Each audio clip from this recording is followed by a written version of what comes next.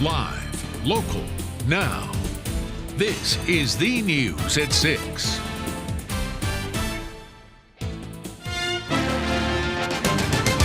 All new at 6. Slammed on the brakes, tried to stop, but there was nothing I could do. The car hit the pump, that caused explosions. The very latest in the investigation of that horrific accident on Bull Street that led to an explosion and fire. Elizabeth Rollins is talking to investigators. Plus, Screven County calls in the GBI to help with the case of a missing person. And as Dow Kennedy explains, the more facts that emerge, the more complicated the case becomes. And the mother of an accused ISIS recruiter here in the U.S. is talking to us, sharing what she says is the story of a federal informant turned enemy of state. A story she's not buying. And good evening, everyone. Thanks so much for joining us. Breaking news update after that deadly and fiery explosion at a BP gas station on the south side of Savannah tonight. Investigators have now identified the victim as 87-year-old James Lester. Metro Police tell us that it started with a crash at the intersection of Bull Street and Durin Avenue. They say Lester was attempting to cross Bull when his SUV pulled into the path of a driver heading north on Bull. Lester's SUV then crashing into a gas pump and flipping. Our Elizabeth Rollins has been following this story all day long. She joins us live from that scene. And Elizabeth, when crews arrived there, they realized this thing could have burned for a long time, being that it was fueled by that gasoline. Exactly. This pump was actually knocked off its foundation. You can see they're laying there on the concrete. So when firefighters arrived, they had to go inside, find that emergency switch to make sure the gasoline was turned off before they could get this fire under control. It's insane. I've never seen anything like that. Suddenly we just heard an explosion. Dozens of people couldn't believe their eyes, many capturing the moment on their phone. A horrific sight at one of Savannah's busiest intersections, a car going up in flames after hitting a gas pump. Somehow the car turned over and immediately started up in flames. I mean, huge flames. John Grogan says he was traveling north on Bull Street in his Toyota Prius when an SUV attempted to cross both lanes of traffic, leaving the Chevron station, heading towards the BP station. Grogan says he didn't have time to brake, and when he hit the SUV, investigators say the driver lost control and slammed into a gas pump. As soon as I hit him and turned around, the fire was going. The driver of the SUV didn't make it out in time, but emergency crews still had to act fast to keep the fire from spreading and potentially claiming more lives. They knew on the way they had a serious fire. The gas pump had ripped from its foundation and gasoline was coming out of the tanks underground. Firefighters not only had to stop the fire, but also the gas that was fueling it. We had both water and foam on it until the emergency shutoff could be reached and activated. Once the gas line was shut off, it didn't take them long to get it under control. And while this incident created many distractions and disruptions for many folks today, the impact for these victims and families will be a lot longer. I'll probably break down crying later, but I feel bad for the guy that I hit because I didn't see anybody get out of the car, so I assumed he burned up. Now again, police have identified that victim as being 87-year-old James Lester. Now, in regards to what's next for the gas station here, you can see crews are here on scene. The owners tell us that they do plan to open up as soon as possible. They just have to make sure that the building is safe first. For now, we're live in Savannah. Elizabeth Rollins, WTOC News. New surveillance video just now into our newsroom showing the moment that explosion happened. Nearby Choose gas station sent us this footage of the wreck when the victim attempted to cross Bull Street, his car then crashing into that gas pump. We're going to continue to keep you updated on the latest information right here on WTOC and WTOC.com.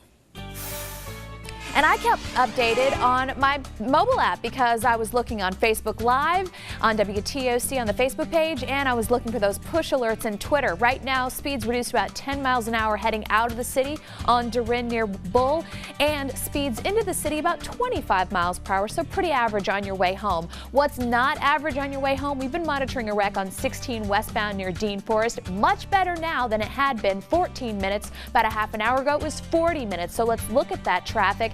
It's still chock-a-block right there, slow going. The damage is already done, so still expect delays on 16 westbound, even though that wreck is cleared. David? Thank you, Jamie, for that update. And right now, let's head outside, taking a live look at the WTOC B&D Burgers downtown Skycam. Sunny, hot, calm here, but John, the tropics are churning again. Any updates? An update of what looks like it will be Fiona, as a matter of fact. Across our part of the world, here's the stormy weather that eventually will work in our direction. Gulf is quiet, Caribbean quiet, but here is Invest 98. This area of development, which now has a 90% chance of becoming a tropical or named storm, is really continuing to work its way, and all the computer models are continuing to push it northward into the central Atlantic, what we used to call a fish storm, and that looks like it will continue that way right into the weekend, Sunday, Monday, as a named storm, Fiona. We'll watch that. We'll watch what the results of that might be in terms of our own hurricane forecasts, and we'll have that coming up. Plus, your first alert forecast, David. That's straight ahead. Right now, Metro Police looking for 2 armed and dangerous men, they say. This after last week's home invasion in West Chatham County. And tonight we're learning that the Henderson Golf community where this happened has been a target multiple times recently. Our Wendy Redmond spoke with police today. So Wendy, what's going on in the community, and now what are police doing to help protect the residents? Well, Jody, in addition to the home invasion on Brown Thrush Road last week, police tell me there have been 4 burglaries on that same road in the last 6 months. They say the home invasion happened in the middle of the afternoon. 2 men broke into a house, held the homeowner at gunpoint, and stole valuables. Thankfully, nobody was physically hurt. Police say because of the crime in that area lately, they attended a neighborhood meeting addressing the issue, and they are also sending more patrols throughout the community. Every time I pull out my house now, there's cops everywhere in the neighborhood and stuff, and it makes you kind of feel safe, but you never know when the stuff's going to happen. Again, both of the home invasion suspects are on the run right now, believed to be armed and dangerous. Police say they may have made off in a green extended cab Chevy Silverado Z71, similar to the one you see right here on your screen, with a silver or gray stripe at the bottom. If you have any information on any of the crimes that have happened in the Henderson Golf community, call Crime Stoppers. That number is 912-234-2020. Well, tonight we have an update for you on the woman that was stabbed and robbed near Forsyth Park over the weekend. Carol Bondico's loved ones telling us now that she has been released from the hospital. Metro Police say the attack happened around 3:30 Sunday morning when an armed man approached her, allegedly demanded her purse, and stabbed her before she could comply. Developing now, the disappearance of a Screven County man has local searchers now calling for some reinforcements, and the sheriff's office has turned the case over to the Georgia Bureau of Investigation. All new at 6, Bureau Chief Dow Kennedy bringing us the very latest. Investigators here at the Screven County Sheriff's Office hope bringing in the Georgia Bureau of Investigation can help broaden this search beyond just Screven County, but also bring in some resources that they don't have. This case all started a week ago when loved ones reported Travis Tankersley missing. That say he disappeared Friday was a week ago in the Newington area off Buck Creek, and no one has seen him or heard from him since then. That has family members very concerned. They've reported it to the sheriff's office. A massive search last week turned up no leads. That's why the sheriff's office has called in the GBI. He's been gone far too long. He normally doesn't stay gone this period of time, and we're just trying to find the answer to the question where he's at. Sheriff Kyle urges anyone with information to get in touch with them here at the Sheriff's Office in Sylvania or the GBI office in Statesboro. You can do that anonymously. They just want to know how they can find him safe and sound. In Sylvania, Dow Kennedy, WTOC News. We're going to take you back outside right now, taking a live look with the WTOC Westin Hilton Head Island Sky Cam. Because happening now, Town Council holding its annual meeting with several hot topic items on the agenda. One of those items approved a recommendation for lockouts. Our Georgia Ree Godfrey is joining us now to explain. Gigi? That's right. The Town Council approved the recommendation for the town to actually meet with residents to look into that issue. The town also approved the 2016 Beach Management Plan, which the community development representative stated that through this plan, the town has been able to update a number of structures on the beach, bringing them to state requirements. He also mentioned that this plan is the reason that we have renourishment on our beach, what we've seen taking place over this summer. Now, there are 2 main areas of concern for lockouts, which are safety and crime.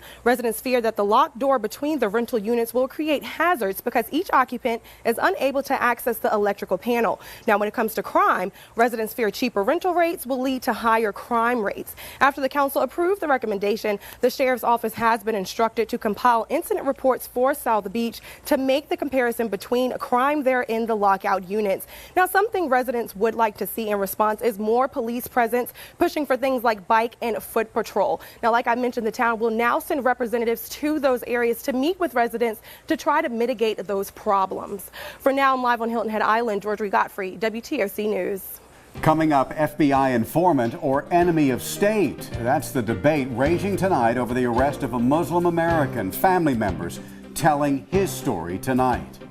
And the long-awaited journey home. The crew of a cargo ship held for months off the Tybee coast are now less than a week away from an overdue homecoming. Overdue indeed. And let's head back outside right now. Crews working to repair the BP gas station where that wreck and explosion happened earlier today. This is once again a live picture of that scene. New developments at 6, and we know the name of the victim, 87-year-old James Lester. You can head to WTOC.com for the latest. We'll be right back.